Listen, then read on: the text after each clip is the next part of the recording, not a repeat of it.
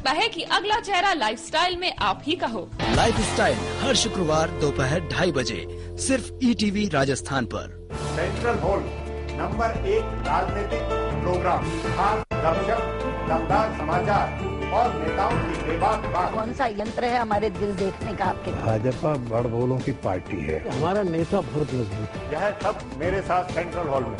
देखिए central hall ETV के सभी हिंदी चैनलों पर सोमवार से शुक्रवार रात 8:30 और 11:30। कार्यक्रम के सह प्रायोजक है KMJ land developers. PCN Admark हल्दी पाउडर, धनिया पाउडर और मिर्च पाउडर कम घी से ज्यादा चले। कृषि एवं कृषि से संबंधित जानकारी के लिए अन्नदाता लेकर आया है महिंद्रा समृद्धि निशुल्क हेल्पलाइन सेवा। सोमवार से शनिवार दोपहर 11 बजे से 12 बजे तक। महिंद्रा समृद्धि अन्नदाता हेल्पलाइन के प्रायोजक है महिंद्रा ट्रैक्टर्स, 25 सालों से नंबर 1। ब्रेक के बाद आपका स्वागत है। हम मुखातिब हैं राजस्थान भाजपा के प्रदेश अध्यक्ष अरुण चतुर्वेदी से। स्थानीय निकायों के चुनाव होने वाले हैं। पार्टी 2 चुनाव में मुंह की खा चुकी है, तो नेचुरली लोग अब देखेंगे पार्टी में कि नया अध्यक्ष आया है, अब क्या करके दिखाता है। देखिए, मेरी मंजिल अगला विधानसभा का चुनाव है।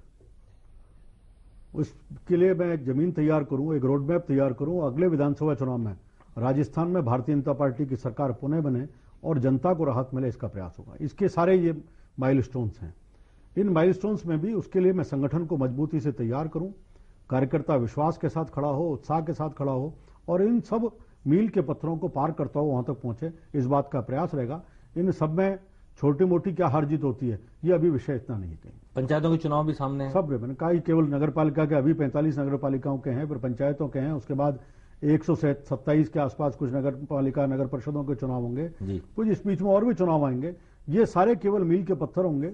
इनसे कार्यकर्ताओं को संगठित करना, उत्साहित करना, मनोबल खड़ा करना और अगले विधानसभा के चुनाव में हम पुनः सरकार में आए, इस विश्वास को खड़ा करना, ये मेरा प्रयास है। छात्र संघ के चुनाव काफी साल से नहीं हुए राजस्थान में। चूंकि आप छात्र राजनीति से आए हैं, बहुत लंबा समय आपने राजस्थान विश्वविद्यालय में विद्यार्थी परिषद को दिया है। मैं स्पष्ट रूप से मानता हूं कि छात्र संघों के चुनाव होने चाहिए। इन चुनावों के माध्यम से हम देश की भावी लीडरशिप तैयार करते हैं। पिछले दिनों जरूर रहा, सुप्रीम कोर्ट के द्वारा उस पर रोक लगाई गई, उसके बाद फिर एक कमीशन बनाया, कमीशन की रिपोर्ट आई है। अब राजस्थान सरकार के पास है, निर्णय उनके लेना है। इसके लिए राजस्थान सरकार को पहल करनी चाहिए। अगर नहीं करेगी तो निश्चित रूप से हम भारतीय जनता पार्टी मानती है कि छात्र संघ के चुनाव हो, हम सीधे सीधे छात्र संघों में राजनीतिक दलों का हस्तक्षेप नहीं हो, यह मानते हैं। भारतीय जनता पार्टी चुनाव लड़ती भी नहीं है, लेकिन छात्रों को यह अधिकार मिलना चाहिए। इसलिए जब भी छात्र जगत इस विषय को लेकर कोई आंदोलन करेगा, भारतीय जनता पार्टी बिल्कुल नैतिक रूप से उनके आंदोलन का साथ देगी, चाहे कोई वर्ग इसके लिए खड़ा हो। आपकी जो पिछली सरकार थी, इसकी कार्यकाल की कांग्रेस ने एक जांच कमेटी बैठाई है, जांच करवा रही है। भ्रष्टाचार के बहुत आरोप लगाए, कांग्रेस ने चुनाव के दौरान भी लगाए, बाद में भी मुख्यमंत्री कहते रहे। चूंकि आप पार्टी के उपाध्यक्ष थे, बहुत लंबे समय से सक्रिय थे उस राज्य में जब पार्टी, तब भी आप सक्रिय थे। आपका क्या मानना है, ये आरोप जो लगाए जा रहे हैं? मुझे लगता है कि लगभग 8 महीने सरकार को हो चुके हैं। अब आरोप लगाने का मुख्यमंत्री जी को छोड़ देना चाहिए। अगर कुछ करना था उनको, तो उन कमीशनों से तुरंत रिपोर्ट दिला के जनता के सामने रखना। समय तो लगता ही जांच में अभी खुद जांच आयोग के अध्यक्ष ने कहा कि सरकार की तरफ से सहयोग नहीं मिल रहा। जितना एसेंशियल इंफ्रास्ट्रक्चर है प्रोवाइड नहीं हो रहा, क्लरिकल स्टाफ नहीं हो रहा, उनको सारी सूचनाएं नहीं दी जा रही। तो इसके लिए आयोग जिम्मेदार नहीं है। आयोग ने कहा कि हम तो अपनी रिपोर्ट देने के लिए तैयार हैं, अगर सरकार सारी सुविधाएं दे दें तो 1 महीने में रिपोर्ट दे दें। जिम्मेदारी सरकार की है। उनका प्रयास केवल पिछली भारतीय जनता पार्टी की सरकार को बदनाम करने का है। कोई भी ब्लैक एंड व्हाइट पे कोई चीज सामने आए, ये शायद राजस्थान की सरकार चाहती नहीं है। इस विषय को राजनीतिक मुद्दा बनाए रखने के अलावा उनके मन में मंशा नहीं है। कैसे देखते हैं आप गहलोत सरकार ने जिस तरह 8 महीने काम किया है? मुझे लगता है कि पिछला जैसा कालखंड था गहलोत जी का, ये भी उसी तरह का 8 महीने का रहा और आने वाले 4.5 साल भी ऐसे जाएंगे। एक नकारा सरकार है, किसी प्रकार का कोई विजन इस सरकार को नहीं है, कोई दूरदृष्टि इनकी नहीं है, राजस्थान को विकास के पथ पर पहुंचाने का कोई इच्छा शक्ति इनमें नहीं है। अब देखने में आता है इन पूरे दिनों में लगातार विकास के काम ठप हुए, बिजली की उपलब्धता समाप्त हो गई, पानी के लिए जगह जगह आंदोलन त्राही त्राही मची हुई है, सिंचाई की कोई व्यवस्था नहीं है। राजस्थान अकाल के कगार पर खड़ा हुआ है, लेकिन राजस्थान की सरकार ने अभी तक अकाल के इस में किसानों को राहत देने की बात उनकी नहीं की जा रही। एक तरह से देखें किसानों को वैट, एक बार बड़ा आंदोलन चलाया था, घोषणा पत्र में बात की कि हम वैट में राहत देंगे, उसकी सुविधा की बात की, 12.5% से बढ़ा करके 14% हो गया। इसका भार सीधा जनता के ऊपर आएगा। एक पुरानी कहावत है कि सरकार कांग्रेस आई महंगाई लाई। सामान्य व्यक्ति त्रस्त है, चाहे केंद्र में कांग्रेस की सरकार हो या राजस्थान की हो। कानून व्यवस्था चरमरा चुकी है। हर दृष्टि से राजस्थान और केंद्र की सरकार पूरी तरह से नकारा है, किसी प्रकार की अपेक्षा नहीं। एक राजस्थान में अराजकता का माहौल। आप क्या करेंगे इसे देखते हुए? मैंने पहले ही कहा कि अभी हम लगातार जनता के साथ खड़े होगा। आंदोलनों की शुरुआत हमने की है। पिछले दिनों विधानसभा में नेता प्रतिपक्ष के साथ जिस प्रकार की भाषा का इस्तेमाल किया गया, उसके लिए 2 दिन से राजस्थान में भारतीय जनता पार्टी ने आंदोलन शुरू किया है।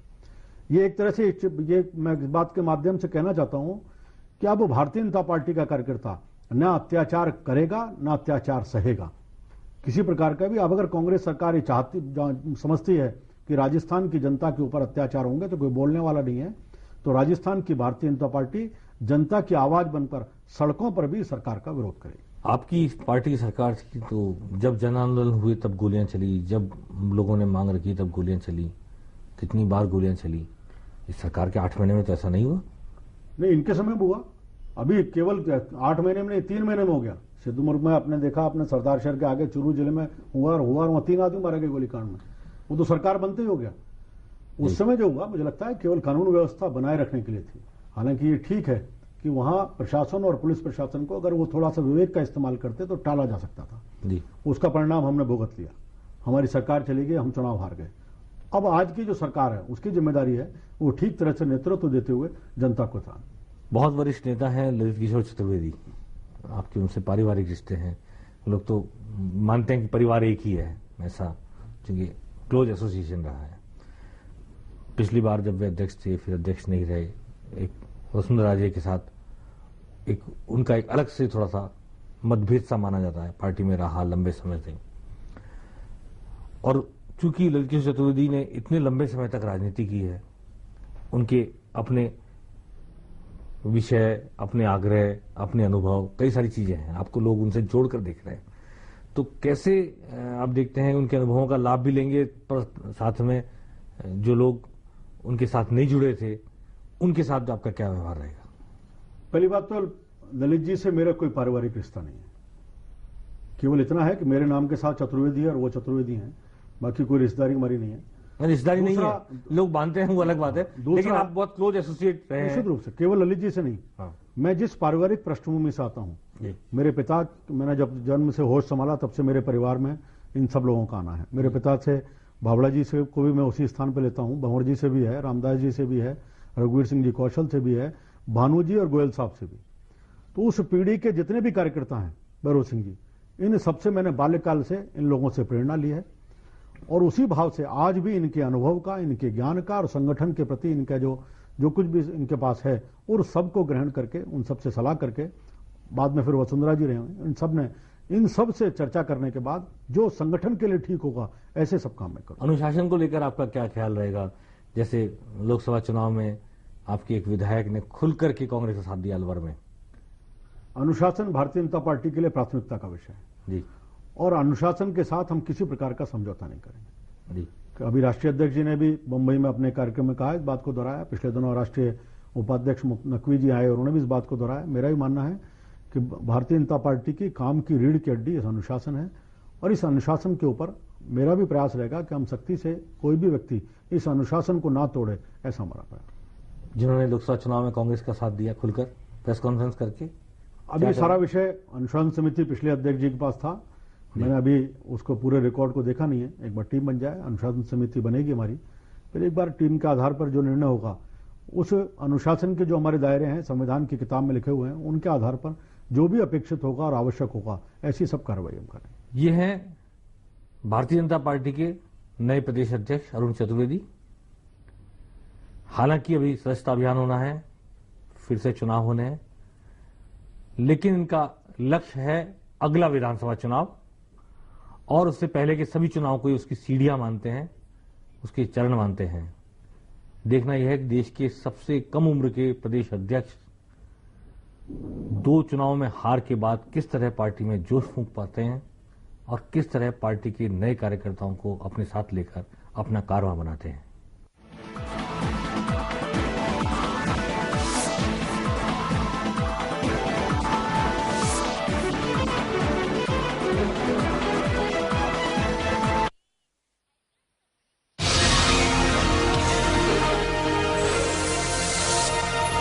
आप देख रहे हैं ETV राजस्थान।